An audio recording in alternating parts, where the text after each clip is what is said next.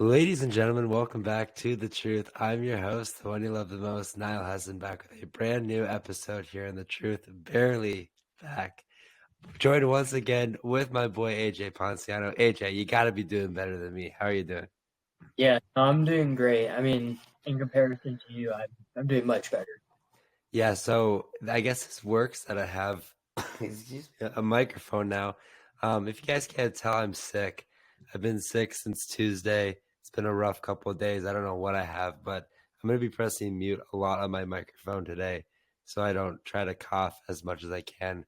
But anyways, guys, today we're going to give you guys our tips for your fantasy football drafts. We have 5 tips each, and that's pretty self-explanatory. So without further ado, that's also why this podcast is coming out a little bit later. We've had some scheduling stuff, but I've also been pushing stuff back, hoping that my voice could somewhat be back. But since this is the day that we're going to upload this one, I didn't have any other options. I had to kind of stick it out, hope that it would get better. The worst part was my sickness. It was fine early on. It's my voice decided to go out today. I don't know why. So that's why it's just an unfortunate situation. But I'm happy we got fantasy football coming up. College football is literally going on right now. It started today. Georgia Tech with an first upset of the year. Oregon's probably going to be upsetted pretty soon here. So It's a lot of Idaho things to and be. Idaho ain't There's winning. a lot of things to be excited about here. But we're going to talk to fantasy football. So AJ, go ahead and give me your first tip for your fantasy football drafts. So I would say, especially the deeper leagues you get into, right around like the fourth or fifth round, that's when you're gonna have to start taking risks. I mean, you can't play it safe. Obviously, you want to play it safe for those early picks because you're investing those early picks in them. Uh, but outside of that, I mean, you need to find upside, especially the deeper leagues you get into. Once you get past 10-team leagues, there's not a lot of options out there, especially if you go like running back heavy or wide receiver heavy early on. You have to go find those steals. You got to find guys who are going to at least get opportunities or have high volume at some point in the year, or there's injury history with the starters, just something like that. You need to find, you need to be able to take those risks and find those guys who at least have an opportunity to go out and compete for a starting job. Yeah, no, I completely agree. My first tip is draft your league settings. And what I mean by that is make sure you know your league settings going into the draft because every league is different, right? Some leagues are PPR leagues, some leagues, tight end premium, whatever it is. Make sure you know your league settings and draft those settings. For me, if it's a PPR league, go PPR heavy. I always like getting running backs, but make sure you get wide receivers, tight ends. Full point PPR, you get those wide receivers, tight ends with 12, 13, 14 receptions a game. That's going to prove dividends. But really make sure you look at those league settings. As long as you're able to do that, you should relatively be in a good position just because, yeah, you maybe experts think that so-and-so is going to be drafted here, but that's based on their consensual rankings, not the rankings based to your league. So go with that strategy in mind, but make sure you're following those league settings and you'll be in a great position moving forward. All right, your second tip. The second one, kind of on the same as you got to take those risks, is draft rookies, especially later on. There's always that one or two rookies every year that have a breakout. Sam Laporta. I mean, who knows? Maybe. But one of the big things is going to be like Puka, as you mentioned, Sam Laporta. Two guys that just broke out last year and finished as top 5 options at their position. I think Laporta finished number 1 in PPR leagues. I think Puka finished at number 2 or 3 this past season. So you got to just take those rookies at some point. Like I said, there's always that one or two that just break out of nowhere just because they have the opportunity to play from week 1. Again, I agree. My second tip kind of follows that tip, and that tip is to don't reach for a top tier quarterback. Quarterback's obviously important, depending on your league settings, maybe more important than other positions, but you don't have to reach for a top tier quarterback. Yeah, do you want a top tier quarterback? That'd be great, but there's a lot of great quarterbacks. I feel like especially this year that you could really pick and choose from. I mean, guys, obviously I'm going to have some bias here with Kirk Cousins, but I think as long as he stays healthy, he's a fantasy relevant quarterback. Guys like Herbert, yeah, there's some risk with that, but we know the top 5 upside that they possess. Or guys like Deshaun Watson, assuming that he can stay healthy. Again, these are risks on guys, but especially if your leagues are tenured around, PPR leagues or tight end premium leagues where you got to value other positions, there's not a need to reach for a top tier quarterback. If there's a top tier quarterback that's falling, or in your rankings, there's a top tier quarterback that you want to select, like one of those guys that's the top edge there, go ahead and done that. Do that. I've done that with Josh Allen, Lamar Jackson, Anthony Richardson, because those are my top three quarterbacks. Those are my top three quarterbacks. Why would I pass on those guys if they're available? But don't reach for one. Don't be drafting the Josh Allens of the world in the first round, or don't try to draft a Brock Purdy in the fourth round. Don't reach for quarterbacks. Sometimes, they'll be available, other times they won't. But if you're able to, build your team around the other important positions specific to your league settings, quarterback's going to always be a standing position.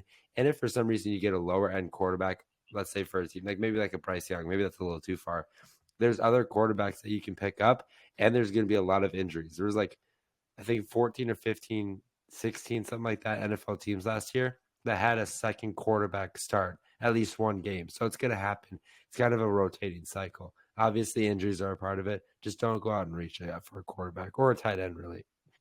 All right, your third tip. Yeah, so kind of along those lines is pairing quarterbacks like with your wide receivers or running backs. I just did this recently in my COSO draft. I went out and got Devontae Adams and Jalen Hurts in the fourth and fifth round there. It was just one of those things that once they got available and you're able to just stack the same players from same teams, like if you went and got Hurts and Saquon, that's a big one. Anthony Richardson and Jonathan Taylor, I think, are going to combine for a lot of rushing touchdowns and a lot of rushing yards there. I mean, if you're able to combine those guys, you're guaranteeing yourself a majority of that offense, especially when you go quarterback, running back. I mean, outside of the few plays where you have a third down back coming in, you're going to get a majority of the rushing yards throughout the entire season. But basically, I would assume most of the rushing touchdowns. And you still have the quarterback upside of him throwing for touchdowns and the receiving side. I mean, especially if you're playing in a PPR league, when you have a guy like Gibbs and you pair him with Goff, I mean, Gibbs is going to get the rushing points, the point for the reception. Then he's also, if it's for a touchdown, they're both going to get touchdowns there in that situation. So just pairing those big name wide receivers or running backs with their quarterbacks. My next tip is to go get your guys. Don't trust ADP. And this kind of goes into a tip that I have said in previous times, but if you're able to create your own rankings, do so. I think a lot of people, including myself, look at other rankings to kind of base your own rankings off to get a relative gauge, but create your own rankings if you can, or at least for those top guys, because there's going to be debates regardless, and nobody's ever going to be perfect. But you're the one that does the research. You're the one that puts the time in. Why would you create rankings and then you see that their ADP is different and you end up drafting a different guy? It doesn't make any sense. So go get your guys. Don't trust ADP. There's times where, you don't want to be insane. Like, you don't want to draft Brock Purdy number one overall. But if Brock Purdy is a top 5 or top 7 quarterback for you, don't draft him or don't avoid him because he's projected to go in the 11th or 12th round. Draft him in the 8th or 9th round. Go get your guy. It happens time and time again. I think people get scared because of ADP, whether they're in a friends league or a random league. They feel like, I don't think I could get him, or, I could wait, whatever. Well, typically if there's a guy like that, especially a deep sleeper, there's somebody else in your league that's preparing to take that guy. So go ahead and take him. Don't worry about the ADP. Get your guys. You did the research. Trust it, and go forward from there. But again, I think people get carried away with ADP. And ADP, for people that don't know, is average draft position. And that is a consensus among all the leagues. You got to think of leagues that guys are completely screwing around, drafting random picks, whatever. It sways things side to side.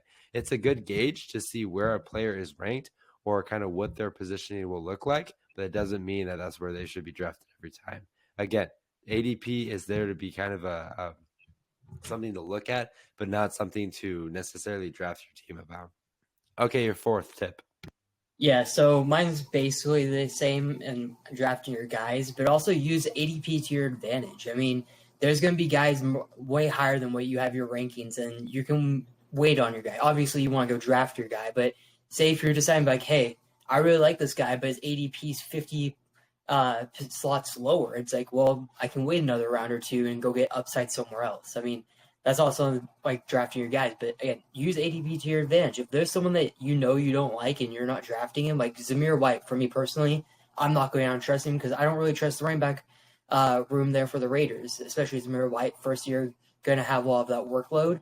But a lot of people are drafting him because of his upside, what he was able to show last year in his time with the Raiders. And you know what, that's someone who I'm not going to draft, and he's being drafted way higher than guys like Chase Brown or someone like that, who I personally would rather go get a couple rounds later as a high upside running back for me. So kind of along the same lines as that last one for you is get your guys, but also use the ADP to your advantage, because you get so many guys that you like every year. There's probably like 3 or 4 that everyone just like that's their guy. You can, if he's a little bit later, like just wait on, because no one else is really going to be drafting him, especially if like consensus is he isn't going to be that good.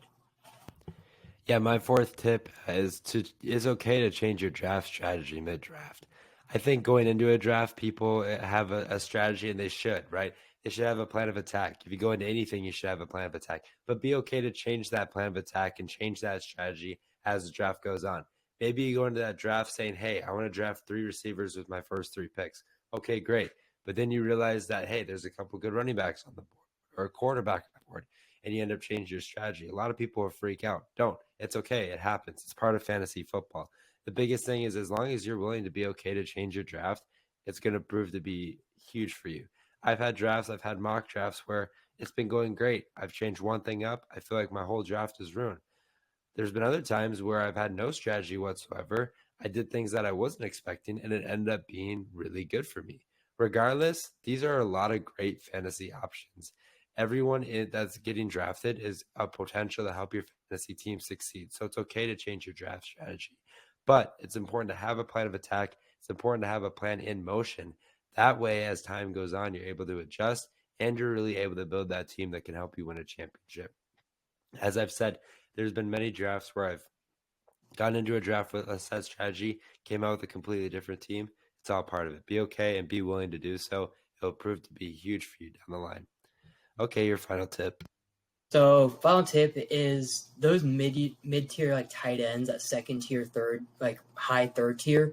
I'm drafting those guys way more than those top tight ends. I'm not willing to really risk.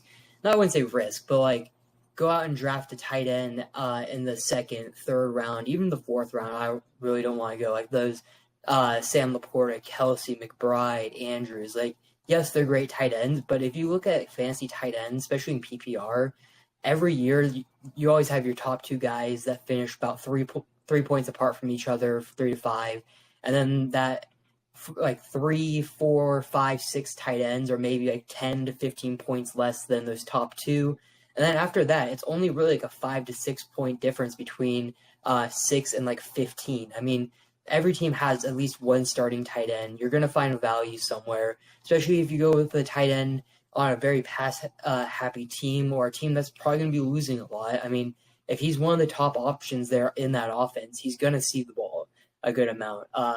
Like someone who I think is getting drafted really later is Kyle Pitts, obviously.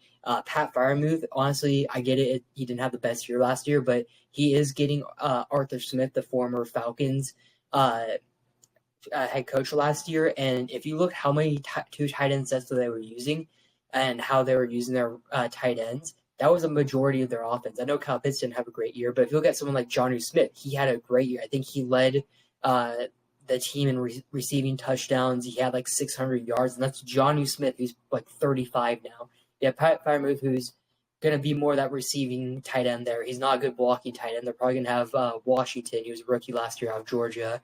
That he's going to be more that blocking tight end in those 2 tight sets. So I like someone like that a little bit later in your draft who's going to have opportunities in more of a pass-heavy offense or a team that's losing. Go after those tight ends. Those top-tier tight ends, don't go for them, in my opinion, unless if one just starts falling and you get him in the late 3rd round or early 4th round, and that value is just too good to pass. My final tip is to just trust your gut. It sounds simple, it sounds stupid, but at the end of the day, trust your gut. You can listen to people like us, you can listen to experts all across different boards, but at the end of the day, you got to trust your gut and do what's best for you and your fantasy team. The point of these podcasts and the point of podcasts in general, particularly with fantasy football, is to provide you research and knowledge, whether knowledge it's that you knew or knowledge that you didn't know, to help make the best decision for your fantasy football team. So go into the draft, trust your gut, have a plan, have a strategy, be okay to change that strategy mid-draft, and draft the guys that you want based on what's going to make you satisfied to get that best chance to win the fantasy championship. hopefully we're able to provide you with the research that you need so you don't have to. There's a lot of times I listen to fantasy football podcasts that sometimes I use information on here, but in general, on guys that I don't know too much information about because I don't want to spend time doing that. I want people to do it for me. Give me information, help me form my rankings, and I'll be able to draft the players that I want to draft. Thank you guys for listening to another episode here on The Truth. I know this was a terrible show as far as being able to hear me and overall, just because I could not talk and I'm struggling, but we powered through it here. So really do appreciate you guys listening. If you guys did enjoy, make sure you follow The Truth on Twitter at The Truth as one to stay up to date with the latest information regarding The Truth, including podcast updates, podcast uploads, and other important information you don't want to miss. Make sure you guys also follow The Truth on Instagram and TikTok at the.tt.truth. Are you looking to find a drink that offers peak hydration, raises your energy levels, speeds up your recovery, and keeps your mind sharp to focus and memory? I definitely am here today.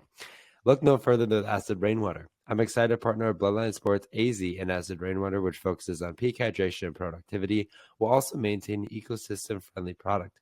Use code HESSON15, that's HESSON15, for 15% off every purchase. As always, I'm your host, the one you love the most, Niall Hesson, joined once again by AJ Ponciano. Take care and good night.